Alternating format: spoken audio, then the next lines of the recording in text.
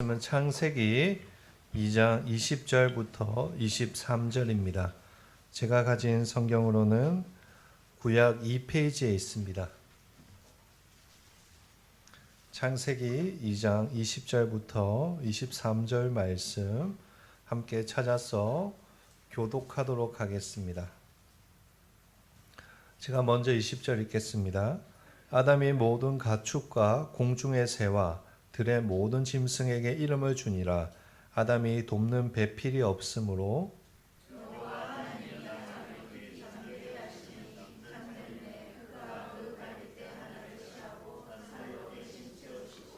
여호와 하나님이 아담에게서 취하신 그 갈빗대로 여자를 만드시고 그를 아담에게로 이끌어 오시니 아담이 이르되 이는 내 뼈 중에 뼈요 살 중에 살이라.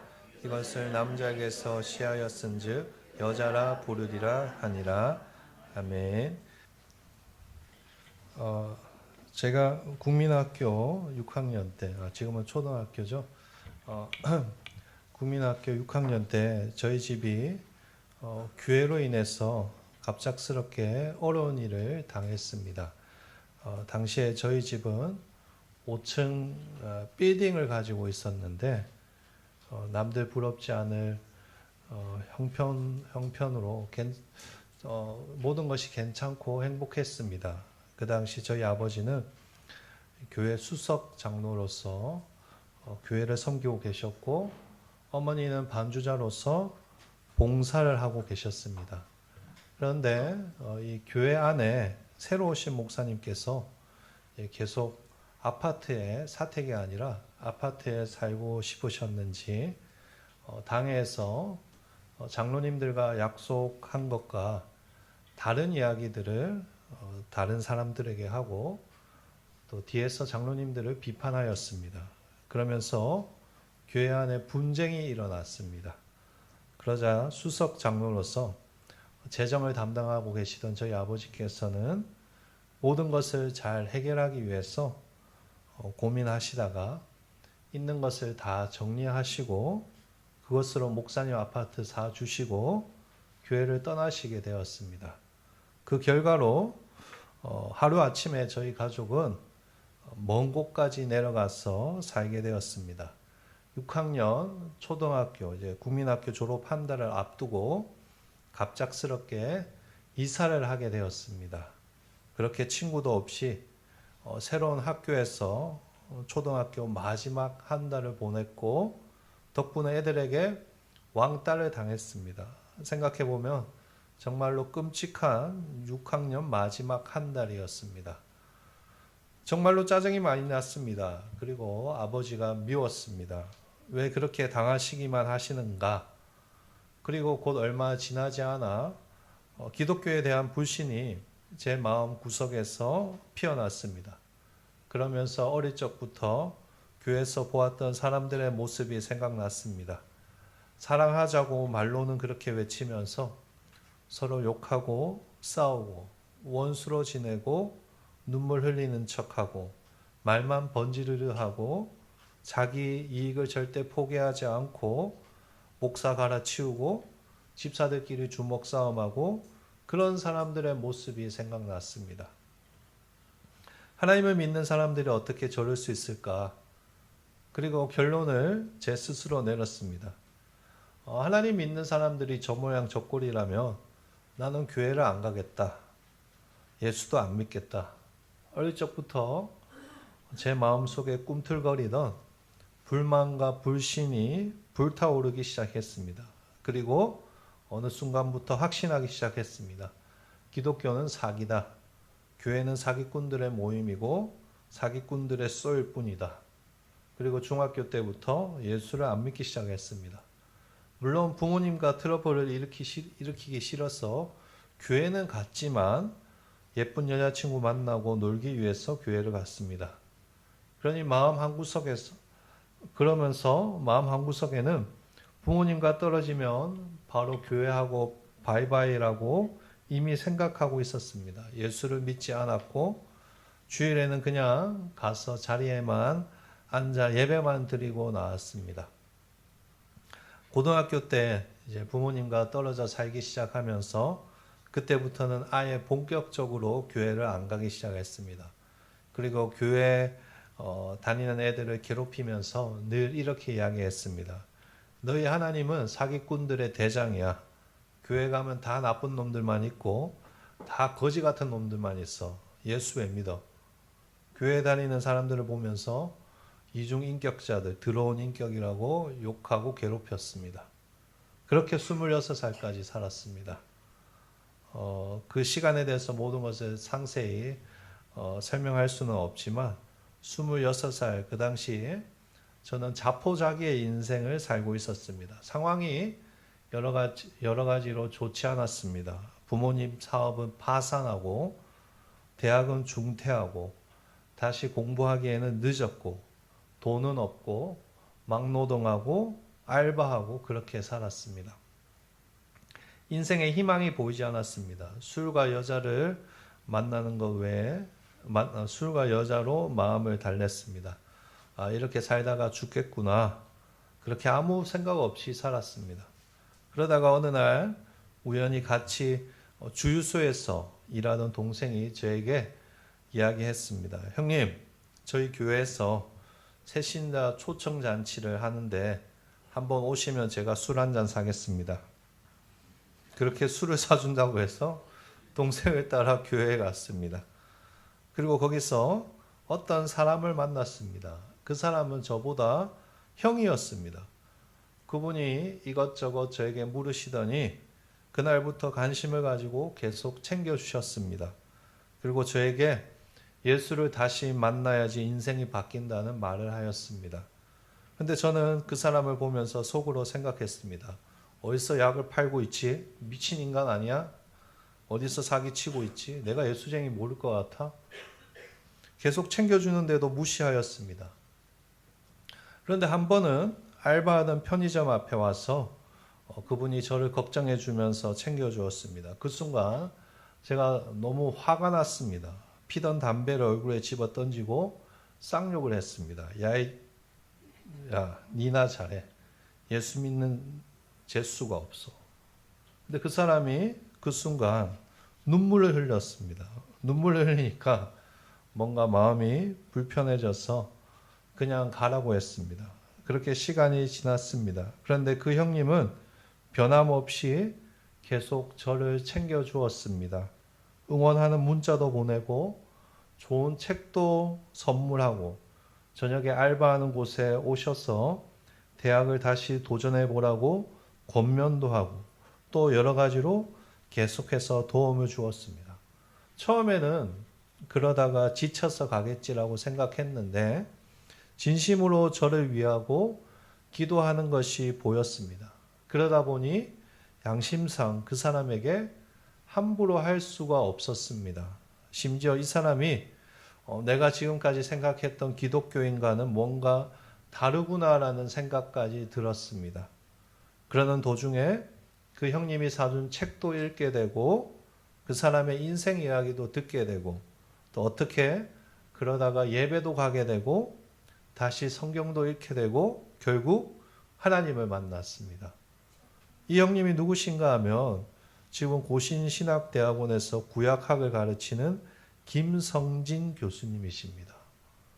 너무 바쁘셔서 언제가 기회가 될지 모르겠지만 나중에 제가 교회에 꼭 한번 모셔서 강의를 듣고자 합니다. 어쨌든 하나님께서 이 형님을 만나게 하셨고 그러면서 제 인생이 바뀌게 되었습니다. 나이 27에 다시 인생을 달리기 시작했습니다. 대학을 다시 가고 대학원을 갔습니다. 그리고 2015년에 하나님의 은혜로 목사 안수를 받았습니다. 목사 안수를 받기 하루 전에 책상에 앉아서 예수 믿고 나서 지금까지 살아온 제 인생을 되돌아보는데 문득 이런 생각이 들었습니다. 내 주위에는 좋은 사람들이 이렇게 많구나. 하나님께서 정말 좋은 사람들을 많이 붙여주셨구나. 정말로 그랬습니다. 예수 믿고 대학 가고 대학원 가고 목사 안수 받기까지 그 시간들을 생각해 보면 정말 주위에 하나님께서 좋은 사람들을 많이 붙여주셨구나라는 생각이 들었습니다.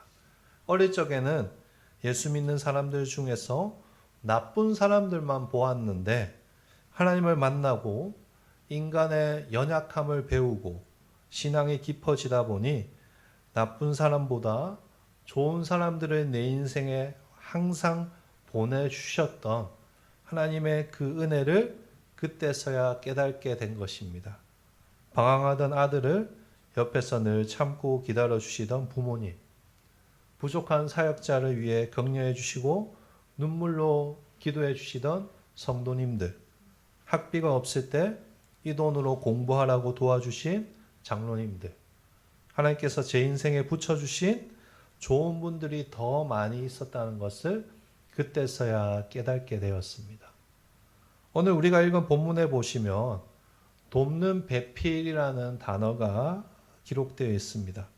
하나님께서 아담에게 돕는 배필로 하와를 주셨습니다. 그래서 보통 창세기 2장 말씀을 설교할 때 결혼에 대해서 가장 많이 사용하는 본문입니다. 그러나 오늘 제가 여러분과 나누고 싶은 것은 단순히 남자와 여자의 결혼에만 초점을 맞추지 말고 더 넓은 차원에서 하나님의 은혜에 대해서 생각해 보고자 합니다. 하나님께서 아담을 창조하시고 하와라는 돕는 배필을 예비하셨습니다. 그 이유는 아담이 혼자로서는 불완전하다는 것을 아셨기 때문입니다. 하나님께서 아담을 만드시고 그냥 너가 알아서 살아라고 아담을 방치하시지 않았습니다. 아담의 불완전함을 아시고 하와를 그의 인생에 붙여주셨습니다. 그런 점에서 창세기 2장은 1차적으로 남자와 여자의 결혼에 대해서 말하는 것은 맞지만 사실은 하나님께서 인간의 불완전함을 다 아시고 도와주고 함께 나눌 존재까지 붙여주시는 하나님의 세심한 섭리를 보여주는 것입니다. 이것을 돕는 배필이라고 하는 것입니다. 돕는 배필을 히브리어로 볼 때 더 명확해집니다. 한번 띄워주시겠습니까? 네, 지렁이 기어가는 글자 같죠? 네. 이 돕는 배필을 히브리어로 뭐라고 하는가 하면 에제르 케네그도라고 합니다. 여기서 위에 적힌 에제르라는 단어가 돕는 자라는 뜻을 가진 명사입니다. 이 명사가 구약 성경에 21번 사용되는데 언제 사용되는가 하면 이스라엘을 도우시는 하나님을 가리킬 때 사용되는 단어입니다. 그리고 밑에 케네그도라는 단어는 그 맞은편에 있는, 마주보고 있는 이라는 뜻을 가진 단어입니다. 어떠한 대상과 마주하며 서 있다라는 것입니다. 그래서 오늘 본문에 기록된 돕는 배필의 히브리어인 에제르 케네그도의 원래 뜻은 무엇인가 하면 어떠한 대상과 마주하고 그 대상 앞에 서서 하나님께서 이스라엘을 도우신 것 같이 그 대상을 돕는 자라는 의미가 되는 것입니다. 따라서 돕는 배필이라는 단어는 단순하게 배우자를 의미하는 것이 아니라 사실은 하나님께서 한 영혼을 세우기 위해서 붙여주시는 돕는 사람들을 의미하는 단어입니다. 그래서 나중에 여러분 시간이 되시면 영어 성경을 보시면 이 부분을 스파우스, 배우자라고 하지 않고 뭐라고 표현하는가 하면 헬퍼라고 표현합니다. 그런데 오늘 여러분 주보를 한번 보실까요? 오늘 설교 제목이 뭐라고 되어 있습니까? 소울메이트라고 되어 있습니다.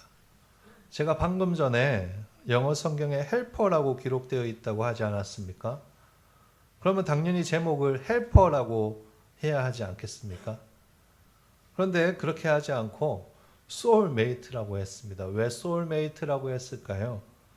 제가 신대원 다닐 때 교수님께서 이 단어를 가르쳐 주셨기 때문입니다. 조직신학 수업 때 교수님께서 창세기 수업을 하시면서 강의를 하시면서 헬퍼라는 단어보다 더 좋은 단어가 있다라고 소개해 주셨습니다. 그 단어가 soulmate, 영혼의 동반자입니다. 여러분 왜 soulmate라고 하셨을까요? 하나님께서 우리 인생에 영혼의 동반자들, 즉 soulmate들을 끊임없이 붙여주시기 때문입니다. 지난주에 나눈 말씀처럼 우리는 하나님의 형상으로 창조된 특별한 존재들입니다. 그러나 혼자서는 불완전합니다.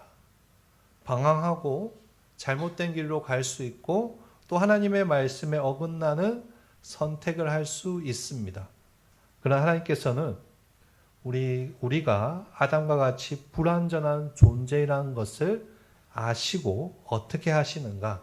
우리 인생에 개입하십니다. 어떻게 개입하실까요? 아담에게 돕는 배필을 주신 것과 같이 우리 인생에도 소울메이트를 붙여주시는 것입니다. 우리 영혼을 바르게 세우고 성숙하게 하기 위해서 실패하지 않고 하나님의 백성으로 바르게 살게 하기 위해서 하나님께서 우리 인생에 소울메이트들을 붙여주시는 것입니다. 제가 오늘 하고자 하는 이야기가 바로 이것입니다. 기독교에서 중요한 원리 중에 하나가 무엇인가 하면 하나님은 인간을 통해 일하신다라는 사실입니다. 하나님은 불완전한 우리 모두를 위해서 소울메이트들을 우리 인생에 붙여주십니다. 아까 설교 초반에 제 간증을 통해서 이야기한 것처럼 저의 인생을 되돌아볼 때 참 많은 소울메이트들이 있었습니다. 내 인생을 뒤집어버린 김성진이라는 형님, 망나니 같은 아들을 위해 늘 참고 기다려주시던 부모님, 격려해 주시고 기도해 주시던 성도님, 서진마라는 한 사람을 위해서 하나님께서 붙여주신 소울메이트, 돕는 사람들입니다.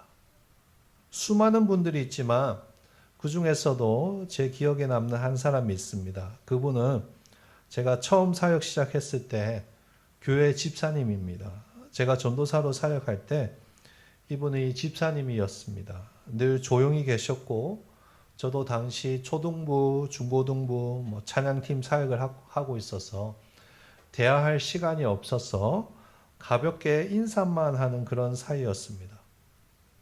그런데 그 당시 저는 어머니께서 갑작스럽게 암에 걸려서 간병호를 하고 있었습니다. 낮에는 일을 하고 야간에는 고신대학교에서 수업을 듣고 그리고 저녁 늦게 부산대 병원에 가서 어머니를 간호하며 병실에서 잠을 자기도 하였습니다. 그런데 어느 날 새벽에 병실에서 자고 있는데 누가 저의 왼쪽 호주머니를 만지는 것을 느꼈습니다.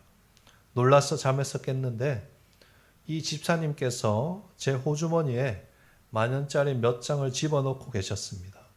이분이 막노동을 하시는 분이셨는데 새벽 기도를 하시고 일하러 가시기 전에 제가 생각이 나서 병원에 오신 것입니다. 그렇게 제 호주머니에 있는 돈 몇만 원을 다 넣고 가셨습니다.